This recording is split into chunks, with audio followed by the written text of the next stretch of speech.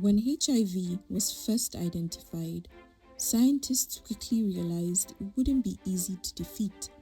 Integration into human DNA was just one of the virus's many survival strategies, creating hidden reservoirs that no treatment could touch.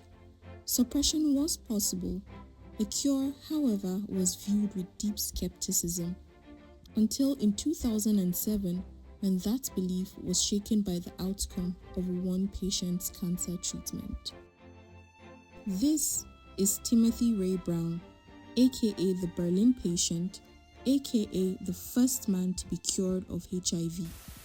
In the mid-1990s, Timothy Ray Brown was living in Berlin when he received a diagnosis that at the time felt like a life sentence: HIV.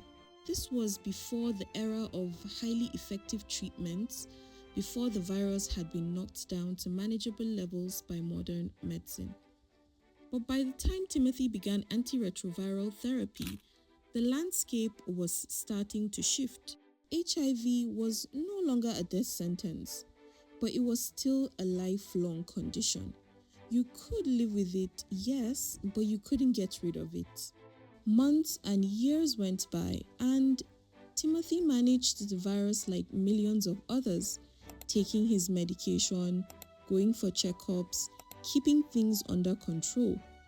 But then came a second blow, because in 2006, he was diagnosed with acute myeloid leukemia, a fast-moving and aggressive blood cancer. To treat the leukemia, doctors needed to wipe out Timothy's immune system and give him a new one via a bone marrow transplant. But here is where science meets serendipity. Timothy's doctor, Gero Hotter, had an unconventional idea.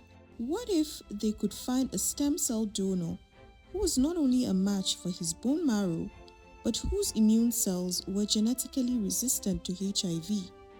It sounded far-fetched, but it was scientifically plausible.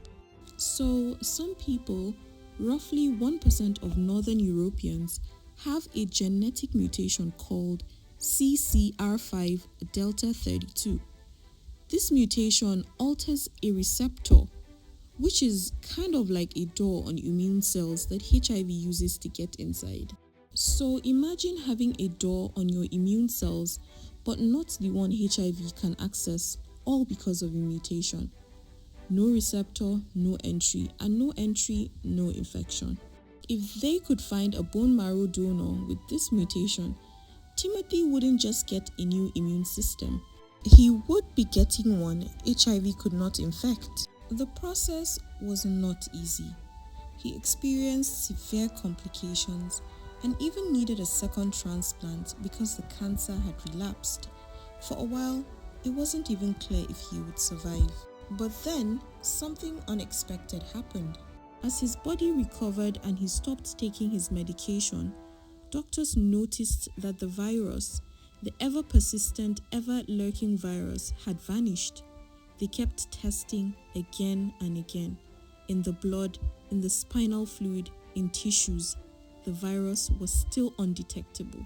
Weeks turned to months, and months to years. And just like that, the world had its first documented cure. It was something the world had never seen before, a functional cure. The virus might still exist somewhere deep in his cells, but it was silent, inactive, and unable to replicate. No drugs, no symptoms, no transmission. For a long time, he stayed anonymous and was known only as the Berlin patient, until 2010 when he revealed his identity.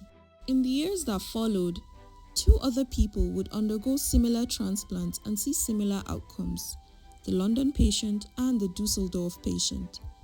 And while these are isolated high-risk cases, they have reshaped the boundaries of HIV research and inspired new approaches, including gene editing technologies like CRISPR, which aim to replicate the same mutation without requiring dangerous bone marrow transplants.